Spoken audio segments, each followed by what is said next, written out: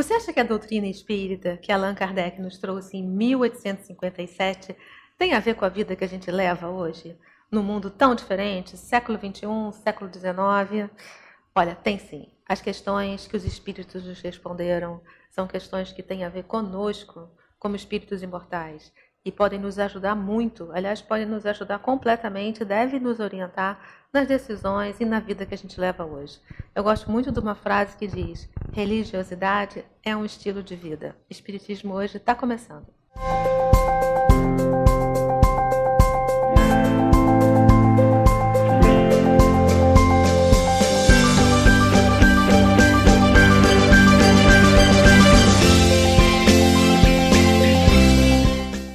O nosso tema de hoje é crueldade. É um tema que foi escolhido pela mocidade da Casa de Jesus, que é onde nós estamos, fica aqui em Benfica, no Rio de Janeiro. A gente está com 2 convidados e a gente está com 3 jovens da mocidade. Os nossos convidados são a Tatiana Sampaio. Obrigada, Tatiana. Obrigada a vocês. E o Marcos Rangel. A Tatiana, ela é coordenadora da reunião mediúnica da Casa de Jesus e o Marcos é coordenador de estudos e palestrante. Bem-vindo vocês dois. Obrigada. E a gente está com 3 jovens, com a Juliana, com o Diego e com a Uriel. Os 3 têm 17 anos e, como eu disse, eles, em conjunto com os evangelizadores, escolheram o tema crueldade. Eu vou começar lendo a questão do Livro dos Espíritas, que fala exatamente sobre esse tema, crueldade, lei de destruição. Pode-se atribuir o sentimento de crueldade a um instinto de destruição? A resposta é a seguinte: é um instinto de destruição no que tem de pior, porque se a destruição algumas vezes é necessária, a crueldade não o é jamais. Ela é sempre o resultado de uma natureza má. Vou perguntar a vocês, Tatiana e Marcos, qual é a atitude espírita diante da crueldade? Você quer começar? Mulheres na frente. Assim, eu acho que a gente precisa começar lembrando que nós somos seres já com muitas vivências. Vivências em situações, inclusive, de guerra, né, de destruição, com as nossas questões ainda muito enraizadas nas necessidades da época. Muitos de nós viemos das Inquisições, das Cruzadas, tudo que nós fizemos em outras vidas para impor ao outro o que a gente acreditava, o que a gente achava que era o correto. Só que a gente não consegue impor pela palavra, pela fala e pelo convencimento, nem pelo exemplo. A gente só conseguia impor pela força, e a nossa força era ligada a uma crueldade natural que a gente trazia conosco. Somos realmente seres naturalmente cruéis, porque fizemos coisas que nós sabemos, hoje em dia, nessa encarnação, quais são os nossos calcanhares de Aquiles. O que ainda nos dá prazer, né? O que ainda vibramos muitas vezes, ainda que a gente pense nesse momento, não posso mais vibrar, mas o seu calcanhar de Aquiles te avisa que de alguma forma você já teve, você tem aquilo como uma referência na sua vida. Agora, somos cruéis? Somos. Hoje em dia, não mais como fomos, não mais. Mas estamos o tempo inteiro nos policiando para que isso não volte. A qualquer momento, isso que está latente no momento pode eclodir novamente. Se nós não estivermos alinhados com a nossa crença e que a nossa conduta não seja a conduta que nós acreditamos que é correta. Está no Evangelho, está nas Bíblias, está em todas as religiões o que é o correto e o que não. Só uma questão que eu acho importante. Quando você falou nós somos naturalmente cruéis, não significa que isso está na nossa essência. Não. Poderia esclarecer isso um pouquinho? Sim. Quando a situação se apresenta na nossa frente, é a hora do nosso testemunho. Ali a gente sabe se a gente está se comprazendo com aquilo, se aquilo está nos trazendo um prazer. E aí a gente tem a medida de que se ela ainda existe em nós, ou a gente acaba sabendo o quanto ela existiu no passado. Tá? Não quer dizer que hoje em dia a gente não cometa pequenas crueldades. Né? Quando a gente vibra numa situação de vingança, que acontece, Acontecem situações que a gente vê no jornal que as pessoas estão falando coisas e você está ali de alguma forma, às vezes até inconscientemente, acompanhando o raciocínio e concordando com aquela pessoa. Você está vibrando ali junto com aquela situação. Aí você descobre que ainda existe um pingo daquela situação em você e que é isso que você tem que domar. A sua má inclinação, normalmente é essa. A que você detecta durante a situação de que você ainda se compraz, de que aquilo ali ainda te dá algum tipo de prazer, de que aquilo ali não está de todo errado, apesar de você saber que está fora das leis divinas, mas que de repente você se vê pensando que faria o mesmo, se vingaria, né? Mas por conta do teu livre-arbítrio, não por conta de fazer parte de uma essência, Exatamente, por conta do seu livre-arbítrio. Pegando o que ela falou, todos nós temos uns sentimentos diferentes. Cada um deles são sentimentos que a gente pode sentir e pode trazer para o outro. Verdade. Não, deixa dela só fazer uma pergunta. Daqui a pouquinho você fala então, Marcos. Vamos lá, Por que a Diego. crueldade é tão atrativa para algumas pessoas? Marcos, você gostaria de responder? Vou voltar à natureza humana. Quando a gente fala assim, mas fulano é mau na essência. Ele é mau na essência? Não, ele é ignorante. A gente nasce simples e ignorante. Ele continuou simples no modo de tratar, porque ele vai partir pela primeira coisa que ele encontra à mão, que é o instinto. E continua ignorante porque ele não quis se aculturar ou se elevar espiritualmente e moralmente. Então, quando a gente fala que a natureza é má, é aquela natureza imediata que a gente está vendo. Mas lá no primórdio, como germe de espírito ao ser criado, se ele é criado como centelha divina, é impossível que ele tenha a sua natureza má e agressiva da forma de se tornar cruel. Então, a gente percebe que o nosso movimento, enquanto almas, enquanto seres criados, é sempre de retorno ao Pai. E aí a gente passa pelo Cristo, que ninguém vai ao Pai se não for por Ele, e passando pelas mensagens de Cristo, né, que é do amor. E se a gente vai fazer o retorno, a gente tem que fazer o retorno de uma forma espiritualizada e não mais ignorante. Talvez simples, mas não ignorante. Entendeu? Porque a gente vai começar a tratar os outros como a nós mesmos, que é o fundamento de toda a ideologia cristã, né? Quarta pergunta? De uma forma simples e diferente, né? É diferente. Do que você Uriel? falou. Sempre diferente.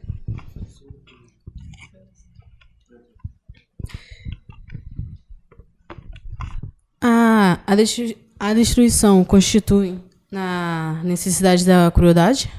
Não necessariamente ser cruel. Na verdade, a leitura que foi feita anteriormente já diz isso. A destruição é uma lei.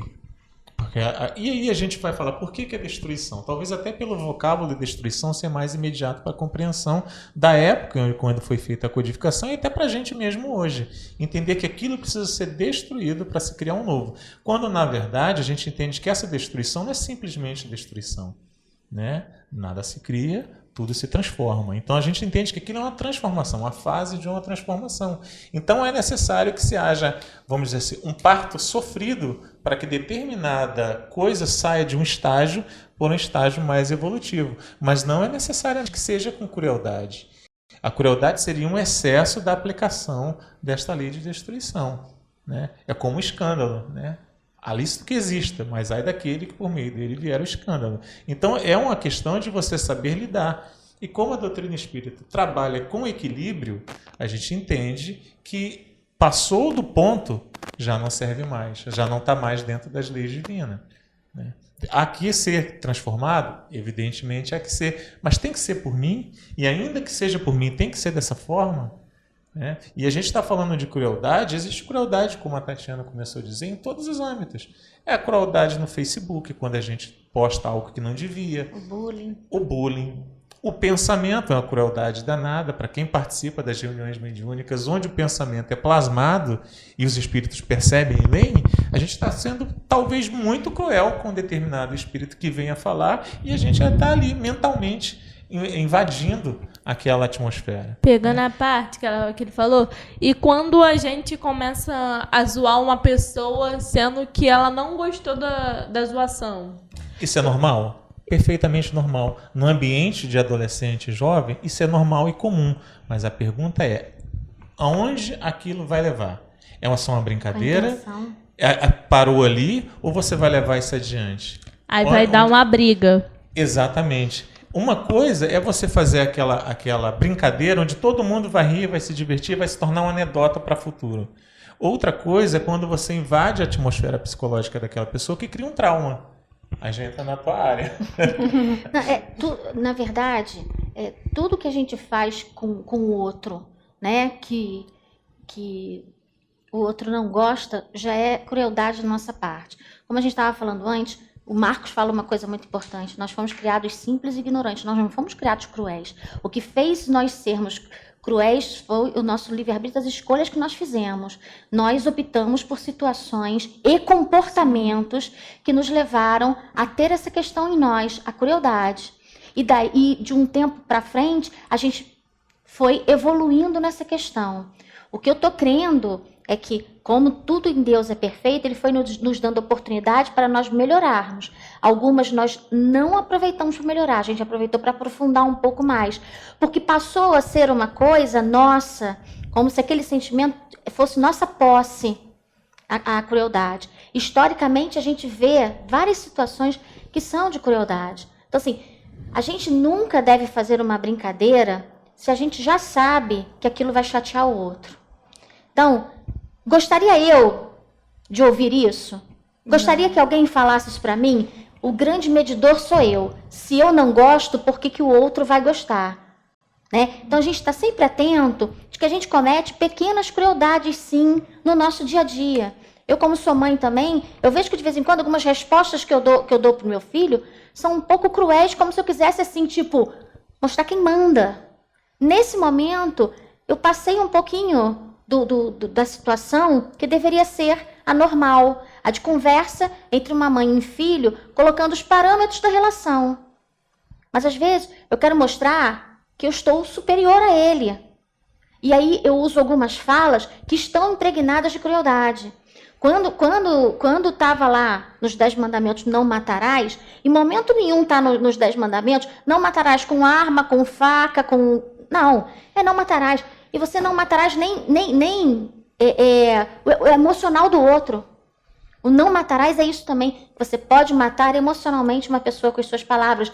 E isso também é crueldade. E a gente acha que não, que crueldade são só as grandes façanhas que acontecem, as coisas grandes, derramamento de sangue, matança. Não, as nossas palavras podem matar as esperanças de alguém, as expectativas de alguém, o amor em alguém.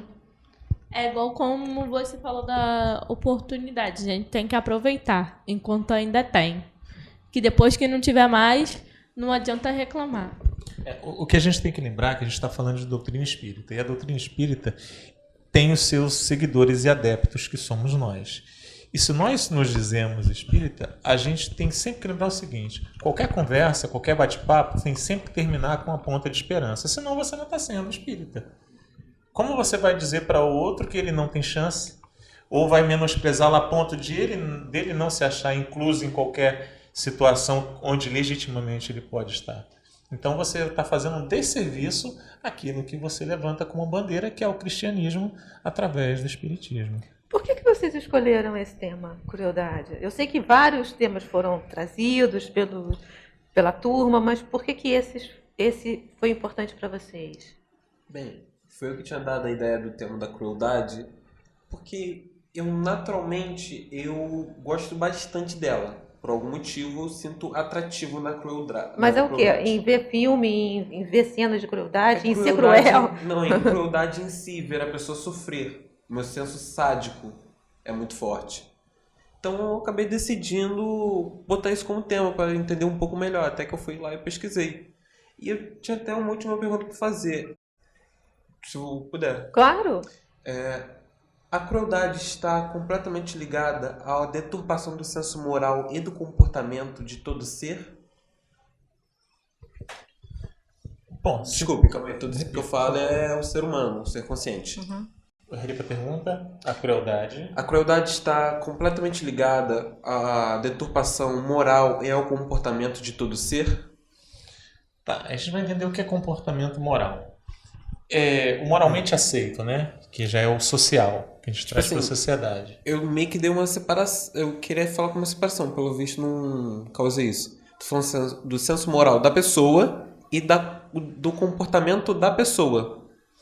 Na verdade, se você tem um comportamento, é porque você tem um senso moral relativo àquele comportamento. Dificilmente você vai ter um comportamento diferente do teu senso moral. Vamos dizer assim, é como se você pegasse alguém que tenha... E aí a gente traz a moral para os costumes. A gente tem certos costumes nessa sociedade ocidental, dentro de uma moral ocidental, e a gente pratica de acordo com ela. Ela admite às vezes, e aí eu entendi o que você quer dizer, vê se eu entendi. Ela admite às vezes que algumas coisas saiam do senso comum de moralidade. Por exemplo, foi pego determinada pessoa que estava na escola infantil praticando abuso contra a criança. Aí os professores viram que estava pegando e pegou a pessoa e massacrou. Alguns jornalistas falaram assim, é isso mesmo, é bem feito, não sei o quê. Mas moralmente, na coletividade, isso é aceito? Não. Se fosse aceito, não teríamos leis que dizem que não pode ser feito isso. Então a gente já começa a ver que não é. O que houve ali foi um exagero de uma sede de justiça que acabou se tornando vingança, e uma vingança de modo cruel e sanguinário. Né? E aí a gente vai ver o seguinte, que isso tudo, por quê? Por causa de uma falsa moralidade, que coloca para fora, dentro de um verniz social, de que a pessoa é polida, é organizada, que é uma pessoa de bom convívio, que não se admite ter essas tendências e vontades, como você falou, quase que psicóticas de fomentar, no caso, a dor e o sofrimento alheio, que está com verniz social, né? Pela necessidade de onde ele habita, de com quem ele convive, de ser uma pessoa extremamente polida, quando na verdade, se lhe der chance, vai se tornar um psicopata. O nazismo, né? Exatamente, ou seja, vem com um verniz social muito agradável, mas no final vai levar a termo a sua vaidade, a sua vontade de qualquer forma e das piores formas possíveis, que é o extermínio, inclusive, de populações inteiras. Como no Holocausto lá em 1942. Por aí vai. Temos os exemplos, né? Essa tendência, como eu falei, né, a crueldade, ela é até muito comum. A gente que não admite que existem determinadas coisas que a gente ainda, né, tipo assim, isso que ele falou, né? Na hora você pensou, pode ser que você tenha pensado, algumas pessoas provavelmente pensaram, tem mais é que fazer isso mesmo, eu faria, se fosse meu filho. Aí entra toda a sua questão de como você defenderia. Então, assim, a crueldade também vem muito em cima da sua percepção de como você defenderia o seu. Né? Porque tudo pode acontecer com você, mas aí quando mexe num filho já é diferente. E você vê que às vezes para defender um filho, o quão cruel você também seria como os outros. Né? O quão cruel você também seria naquela situação. Quando, na verdade, a nossa moral, ela tem que ser a moral cristã. Ela tem que ser retilínea. Ela tem que entender, acima de tudo, eu ouvi uma frase muito bonita, né, que por trás desse caos aparente existe uma ordem impecável. E é nisso que a gente precisa se basear, que a ordem impecável chama-se Deus. Que nós temos que nos manter na moral cristã, nas leis divinas. E o que quer que aconteça, nós vamos precisar estar ligados à lei divina e usar as leis dos homens para a justiça necessária. Eu estava pensando aqui, por exemplo, se nós, como seres humanos, conseguimos desenvolver ordenamentos jurídicos que nos dá a noções de como tratar o criminoso, né, o faltante com as leis humanas, sem que seja aplicada a crueldade, imagina se Deus seria cruel, né? Se Deus admitiria isso em suas leis, pela lei da destruição. A lei da destruição nos traz como transformação, mas não necessariamente com crueldade. Né? Então, se a gente pensa que a gente tem que estar inserido nas leis divinas e levá-la a todo lugar com a gente tem que evitar ao máximo essas oportunidades de cometer as pequenas crueldades do dia a dia, né? Que a gente comete. Infelizmente, se a gente não vigiar, a gente está cometendo sim. E aprender a conviver com o que tem. Sim, é respeitar, né? Diego, você que escolheu o tema, porque você disse que sente uma atração. Você se sentiu respondido? Você quer fazer mais alguma pergunta? Não, eu me senti bastante respondido. Na verdade, eu me senti bastante respondido por isso. Tinha uma dúvida que eu estava tendo, que era sobre se eu tinha uma deturpação moral muito grande por causa desse senso sádico que eu tenho. Quando você fala em deturpação moral, eu diria só para a gente concluir, tem uma pergunta no Livro dos Espíritos que eu acho maravilhosa, eu não lembro o número, mas que a pergunta é: onde está escrita a lei de Deus? E os Espíritos respondem: na nossa consciência. Ou seja, de alguma forma isso te perturba, né? Porque a lei de Deus está escrita na tua consciência. E se isso te perturba, é um bom sinal. É um bom sinal. Ruim seria se nós passássemos indiferente a todos esses tipos de sinalizações que é dado. A crueldade com o animal, a crueldade Com o animal, com... né? Mas você não vai comer carne toda. Não, olha só, é uma questão de respeito. Você se alimenta do animal enquanto necessário, mas não abusa do animal. Por esta fase encarnatória, ele está nessa condição e eu estou nessa. Mas isso não quer dizer que eu tenha que submetê-lo às piores vilanias só porque eu tenho que comê-lo. Então isso já vai dando uma noção de respeitar para no futuro amar. Mas para ter respeito você precisa observar. Então são degraus evolutivos que você vai tendo do próprio ambiente que te cerca, né? E enquadrando sempre os outros na esfera da fraternidade. Mas essa observação do Diego é super importante, porque nem sempre a gente percebe, Nem admite, nem né? sempre a gente percebe como a gente está sendo cruel, né? Como vocês dois falaram, e o Diego teve essa sacada. E o Boa. importante disso que você falou, que o primeiro passo para nós conseguirmos lidar com a situação é admitir que ela existe. Porque a gente vê mesmo nas reuniões mediúnicas, os espíritos que vêm, inclusive, nos cobrar os débitos que temos com eles, que em outras vidas a gente não achava que era cruel. Era normal ser daquele jeito, era normal fazer aquilo. Era a nossa personalidade. Entendeu? Quando nós nos incomodamos com a situação, é porque foi o que ela falou. A nossa consciência, que é onde estão as leis divinas, está nos dizendo: olha, é aí que você precisa trabalhar. É essa questão que é o seu calcanhar de Aquiles e que você precisa trabalhar. E isso é o primeiro passo para a cura, né? De todas as situações, todos os sentimentos. É o primeiro passo para você trabalhar esse sentimento. É o seu incômodo. E você dizer, realmente, eu sou assim. O admitir é maravilhoso, é libertador. Porque todos nós temos as nossas pequenos prazeres sádicos, Sim. né? E nem sempre a gente admite isso, Diego. Parabéns. Então, pessoal, vocês gostariam de deixar algumas palavras finais? É só isso. Lidar com isso é muito importante e tem esperança, né? Sempre. Vigiar o tempo todo e sempre que puder revisitar o Evangelho. Quando não puder, faz pressa. E saber esperar também. Eu gostaria só de falar uma coisa que a gente estava acabando de dizer, né? Chegar à conclusão, admitir que nós temos questões a melhorar, sabe? Falar sobre isso, ser sincero na frente daqueles que você, né, confia, é importantíssimo, né? Para nós trabalharmos as nossas questões morais, porque nós não vamos chegar a lugar nenhum se não for pela reforma íntima. Vocês querem falar mais alguma coisa para antes de encerrar? Não? Então é isso aí, pessoal. Terminamos o nosso programa de hoje. E caso vocês tenham interesse, nós vamos à sua casa espírita, reunimos a mocidade com um entrevistado, ou dois nesse caso, e batemos um papo como esse sobre o tema que foi escolhido. É isso aí. Tchau. Até a próxima semana.